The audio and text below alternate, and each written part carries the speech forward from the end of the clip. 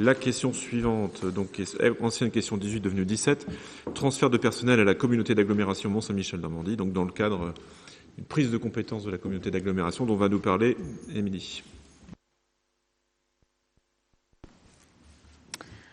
La communauté d'agglomération Mont-Saint-Michel-Normandie sera titulaire de la compétence des accueils collectifs de mineurs concernant les temps péri- et extrascolaires au 1er janvier 2020.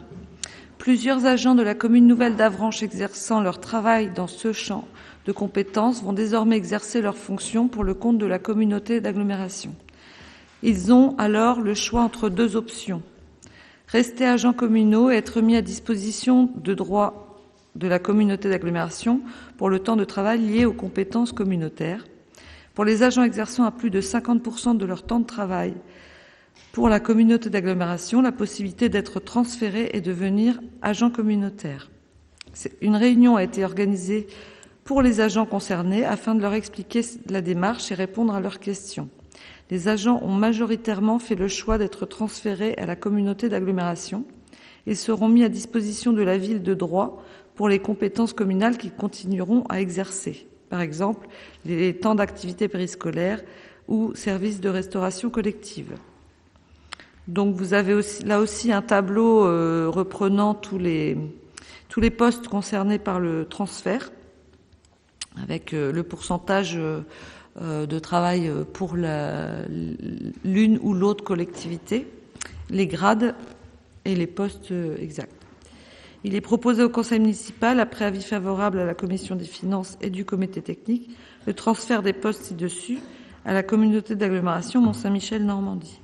Donc c'est vrai qu'il y a eu des réunions de travail aussi entre la communauté d'agglomération et la ville, et puis aussi une concertation évidemment avec les agents. C'était bien la moindre des choses.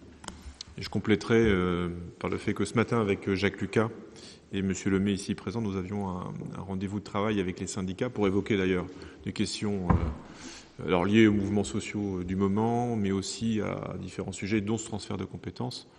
Donc les syndicats ont bien évidemment, en tout cas les délégués syndicaux des deux collectivités ont bien évidemment noté la nécessité de ce transfert de compétences, cette obligation même. Alors, en effet, il reste quelques points de réglage à faire concernant les avantages des uns et des autres, de façon à obtenir une situation équitable pour l'ensemble des agents. Et tout ça devrait se passer, j'ai envie de dire, de manière normale à l'échelle du nouveau service, en tout cas du service augmenté de plusieurs agents, et de manière assez constructive. Donc, on voit qu'il y a le travail qui a été réalisé en amont par les deux services de ressources humaines, celui de la mairie, de la commune et celui de la communauté d'agglomération, nous amène à procéder à ce transfert de compétences, ce transfert d'agents de manière assez sereine et surtout avec une perspective de dialogue assez constructive dans les mois qui suivront le 1er janvier. Voilà, y a-t-il besoin d'éclaircissement ou de... Non, c'est clair pour tout le monde. Écoutez, je vous propose de passer au vote. Monsieur Morazin, vous voulez rajouter quelque chose ? On avait noté que pour le personnel, effectivement, ça permettait également une ouverture au niveau de ces emplois qui leur permettait, bien sûr, d'avoir la possibilité d'être moins cloisonnés et de pouvoir aller, si cela était nécessaire, sur la durée de leur carrière. S'il y avait, pour certains d'entre eux, à un moment donné, je dirais, une forme de fatigue dans leur poste, de pouvoir d'aller vers d'autres endroits.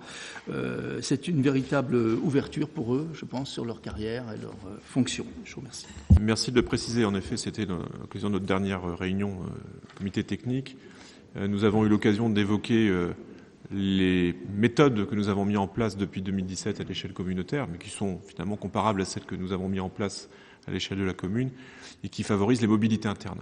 Et en effet, lorsqu'il y a des recrutements qui se font à l'échelle de la communauté d'agglomération, c'est le cas que vous évoquez actuellement, les agents qui sont en poste sur d'autres services, donc sur d'autres missions, sont prioritaires, ce qui permet en effet, à l'échelle d'un grand territoire, d'offrir une évolution de carrière à des agents qui le méritent et qui sont, je veux dire, dans une dynamique positive.